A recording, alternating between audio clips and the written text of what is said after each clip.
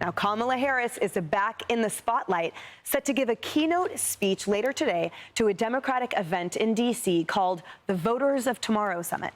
Now, it aims to regain support from young voters, and Democrats have publicly announced they're going to perform a so-called autopsy on their failed 2024 presidential campaign. But there's just one catch. They reportedly won't be looking into either Biden or Kamala. According to the New York Times, quote, the audit is expected to avoid the questions of whether former President Joseph R. Biden Jr. should have run for re-election in the first place, whether he should have exited the race earlier than he did, and whether former Vice President Kamala Harris was the right choice to replace him, according to the people briefed on the process so far. Great, so avoiding all the main questions. And Kimberly Strassel from the Wall Street Journal is referring to that plan as a total flop, saying this, quote, a real autopsy would focus almost entirely on the unpopularity of the ideas that animate the political left. Open borders, unrestrained spending, union power, climate diktats, police bashing, anti-Israel sentiment, identity politics. The list goes on. And sounds like she might be right. A new Fox News poll reveals Americans are not thrilled with what they're seeing from Democratic leadership, with 57% of registered voters giving the party an unfavorable ranking. Who's surprised, Tomi Lahren? Probably Kamala only. Yeah, it's interesting to me that they don't want to focus on Joe or Kamala, but yet she is speaking at the Voters of Tomorrow Summit.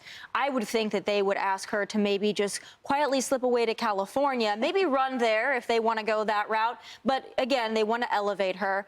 They're not connecting with voters because they don't want to. They want to go far to the left. They want to hold on to woke. They are white-knuckling woke. They will never admit that maybe they went a little too far left. I do believe there will be somebody ahead of 2028 that will be willing on the left to make that admission, and that person will be the nominee and could possibly win. But right now, it's the woke and the woker, and then Gavin Newsom somewhere in the middle there trying to be both. It's all just really disingenuous. And people can tell, especially young people, the voters of tomorrow, they want none of this. And so on the way to get there, let's say someone does emerge that's actually rational, but on the way, the playbook certainly is not that. And certainly the Democratic Party and the DNC has really solidified that they're just not going there at all. The point, as I understand it, of an autopsy is to find out why someone died. And if they're going to studiously avoid the reasons why their campaign died last year, then what's the point of doing it? They'll spend a lot of money to achieve nothing, which is actually very on brand for the Democratic Party now that I think about it.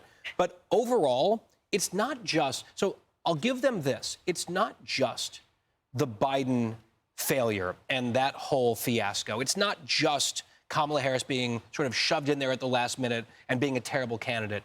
It's also the ideas. So the question is, are they willing to revamp their ideology in addition to some of the names and sort of that circular firing squad that they went through? Are they willing to change the way that they think and the way that they would govern? My money is on no, but if they can change it or probably just pretend to change it, that's probably their fastest way back to recovery. That's the thing. You know, Tomi mentioned white-knuckling the wokeism, and the reality is I think it takes more thought and self-evaluation to say, look, here's the same ideology that has always hallmarked the Democrat Party, but some of the ways we went about it are wrong. So we got lost in the weeds for a second. Like, they have to be honest with themselves to achieve that, to get back to true north for them, but that's never going to happen, to Guy's point, because they're too wrapped up in that ideology. They're too totally caked in the Trump derangement syndrome and in any type of acknowledgement that the centrist ideas work for most Americans. So what I saw here, knowing that they're planning to leave out big parts of the puzzle, right? Big pieces of the puzzle, is that they seem to be taking out a page from the playbook of the Biden family themselves. If you look at Jill Biden, when there were problems that were surfacing, becoming more and more apparent to the rest of the country, it was the staff's fault. It was the media's fault. It was never the man. And then you look at Hunter Biden and the interviews in this 3-hour podcast he did, he blamed other Democrats who were also pointing out the problem. So they continue to do this, and the DNC seems to be following down that path. Second, I would also add, if Democrats want to figure out a path forward, with success, they might want to look at who saw some success in 2024, because Democrats across the board didn't see much. And that would be someone like Arizona Senator Ruben Gallego, a Democrat who won Arizona at a time when Trump was able to take it back. And how did he do that? He talked to the voters about what they wanted to talk about: the economy, healthcare, and immigration. And he stuck to it. He did very little scolding in terms of social, cultural issues. Lisa. These autopsies don't really matter. Okay, typically they're done after big electoral losses, which 2024 was for the Democrat Party. But let's take a walk down memory lane, go back to 2012. Mitt Romney gets his you-know-what kicked by then-President Barack Obama. The Republican Party's rudderless at the time. They put out an autopsy report concluding that one of the things the party needed to do was immigration reform. Fast forward to 2015, June 2015, Donald Trump goes down the golden escalator and says Mexico is not sending us their best and we need to build a wall. Proceeds to win the 2016 election and then again in 2024. By the way, improving margins with minority voters significantly, right? And completely redefines the Republican Party. So we have no idea what the Democrat Party is going to look like in 2028 when they are going to have a massive primary field. And then they'll figure out the direction of the Democrat Party and where they're heading. So these autopsies, while interesting to discuss, you know, the conclusions that they come to really aren't that important for what's going to inevitably end up happening. I know it's early, but as a Chicagoan for a little bit, what are your thoughts on Rahm Emanuel? Because people have sort of said that perhaps he represents that voice of reason that might emerge, but obviously there's a lot in between now and then. But For president, you mean? yeah, and the voice of the Democrat Party, like sort of becoming that lighthouse for them. Well, he's willing to at least mix it up and say things very aggressively. That's one of his calling cards. Yeah. So I think when it comes to maybe clarion calls and wake-up calls within the party, he might be a useful voice.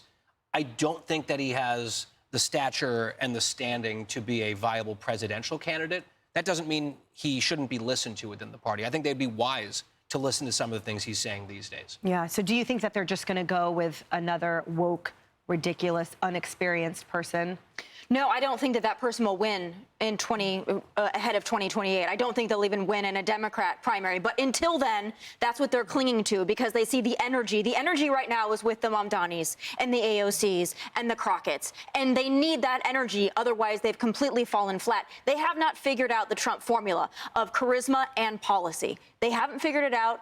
Maybe they will be able to, but it's going to be somebody like an Andy Beshear in Kentucky, who I believe did a Vogue cover, or it's going to be a Wes Moore, or it's going to be a Governor Shapiro. Any of these other jokers, Gavin Newsom, as hard as he's trying, no.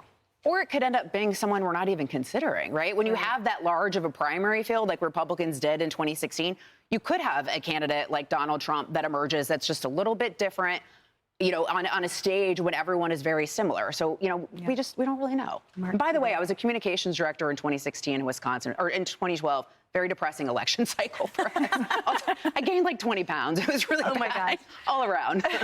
Hey everyone, I'm Emily Compagno. Catch me and my co-hosts Harris Faulkner and Kaylee McEnany on Outnumbered every weekday at 12 p.m. Eastern, or set your DVR. Also, don't forget to subscribe to the Fox News YouTube page for daily highlights.